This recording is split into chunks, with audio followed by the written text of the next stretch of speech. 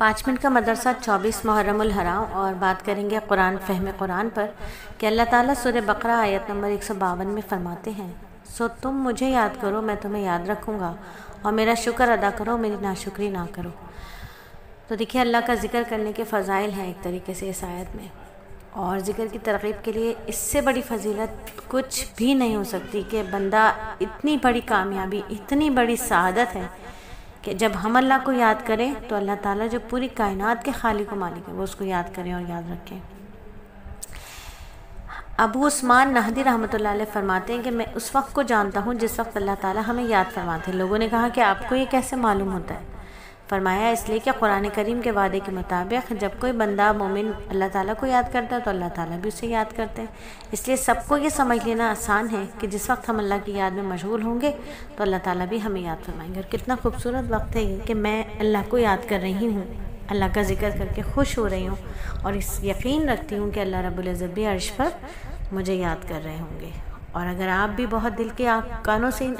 اس ذکر کو سن رہی ہیں اور خوش ہو رہی ہیں تو یقین رکھیے کہ اللہ رب العزت بھی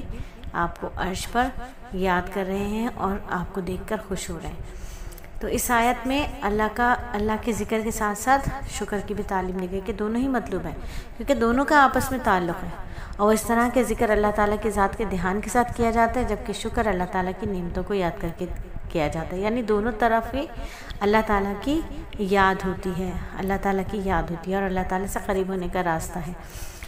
پھر اسی سے منسلک ایک حدیث بھی ہوگی کہ حدیث مبارکہ کا مفہوم ہے کہ اللہ تعالیٰ فرماتے ہیں جب میرا بندہ مجھے یاد کرتا ہے اور میرے ذکر کے لیے اپنے دونوں ہونٹ ہلاتا ہے، یعنی دل اور زبان دونوں سے ذکر کرتا ہے، تو میں اس کے ساتھ ہوتا ہوں، یعنی میں اس کا مددگار ہوتا ہوں اور اس کو توفیق دیتا ہوں، اس پر میری رحمت و رعایت کرتا ہوں۔ تو معلوم ہے کہ اللہ کو یاد کرنا ہے، پیارے پیارے ناموں کے ساتھ اسے پکارنا ہے تو اللہ کے ساتھ تعلق مضبوط ہوتا ہے اور اللہ تعالیٰ کاموں میں مددگار ہو جاتے ہیں۔ اور ذکر اور شکر کی توفیق مانگنا چاہیے اللہ سے ہر وقت کہ اللہ تعالیٰ کا ذکر کرنے اور شکر کرنے والے بن جائیں۔ اللہ تعالیٰ سے مدد مانگیں، ہر نماز کے بعد دعا پڑھیں، اے اللہ میری مدد فرما اس بات پر کہ میں تیرا شکر ادا کروں، تیرا ذکر کروں اور تیری عبادت اچھی طرح کروں۔ بہت ہی جامع دعا ہے، اللہ تعالیٰ کے نبی صلی اللہ علیہ وآلہ وسلم بڑے اہتمام کے ساتھ حضرت معاذ رضی اللہ تعالیٰ عنہ کو یہ دعا مانگنے کی تعلیم دی۔ ہر شخص کو اس کا اہتمام کرنا چاہیے۔ پھر نصیحت ہے آج کی کہ اللہ کے ذکر کی یہ بڑی عجیب خصوصیت ہے کہ وہ محنت نہیں لیتا، بلکہ اس سے قوت و تازگی حاصل ہوتی ہے، کاموں میں آسانی پیدا ہوتی ہے۔ یوں بھی محنت و مشقت کے کام کرنے والوں کی عادت ہوتی ہے تو کوئی کلمہ یا کوئی گیت گنگنایا کرتے ہیں استغفر اللہ، تو مسلمان کیا کرتے ہیں؟ مسلمان کچھ بھی کام کر رہے ہوں تو اللہ کا ذکر کرتے رہتے ہیں، ہر وقت سبحان اللہ و بحمدہ، سبحان اللہ عظیم، لا الہ الا اللہ پڑھتے رہتے ہیں، توبہ استغفار پڑھتے رہتے ہیں۔ تو اللہ تعالیٰ نے مسلمانوں کو اس کا نعم البدل دیا ہے، جو ہزاروں فوائد اور حکمتیں ہیں اس میں۔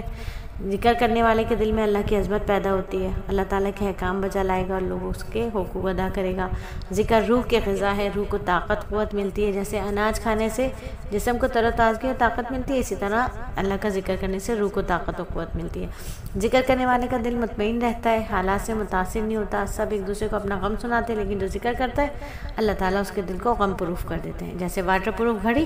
پانی گر جائے تب بھی پانی اندر نہیں جائے گا، اسی طرح غم آئے گا لیکن ٹھہر نہیں پائے گا۔ اور ذکر سے انسان کا دل مضبوط ہوتا ہے، ثابت قدم رہتا ہے، اللہ کی یاد، اس پر اعتماد اور بجلی کی طاقت ہے ذکر کے اندر، جو ایک ضعیف انسان کو بھی پہاڑوں سے ٹکرا جانے پر آمادہ کرتی ہے، جیسا کہ ہم دیکھ رہے ہیں۔ اور کتنی ہی مصیبت، کیسی ہی مصیبت اور پریشانی اللہ کی یاد سب کو ہوا میں اڑا دیتی ہے۔ پھر ذکر کرنے والا دل تو زندوں کی طرح ہے، اور جو ذکر نہیں کرتا اس کی مثال مردوں جیسی ہے، وہ مردہ ہے۔ تو فوائد حاصل کرنے کے لیے ہمیں دو کاموں کا اہتمام کر لیں،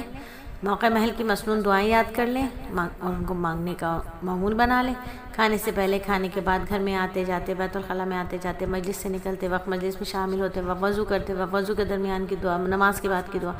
تو ان کی برکتوں سے ہم 24 گھنٹے اللہ کی یاد کرنے والے بن جائیں گے۔ ہر وقت زبان پر شکر کے الفاظ لائیں، خواہ حالات مخالف ہی کیوں نہ ہوں۔ اللہ تعالیٰ کی رضا کیسے حاصل ہوتی ہے سوال ہے آج کا، اور ذکر کی توفیق مانگنے کے لیے ہمیں کیا دعا کرنی چاہیے، اللہ کا ذکر کے کیا فائدے ہیں، ہمیں کیسے معلوم ہو کہ اللہ تعالیٰ ہمیں یاد کر رہے ہیں۔ الحمدللہ 5 منٹ کا مدرسہ صرف اور صرف 4 منٹ 45 سیکنڈ میں مکمل ہوا۔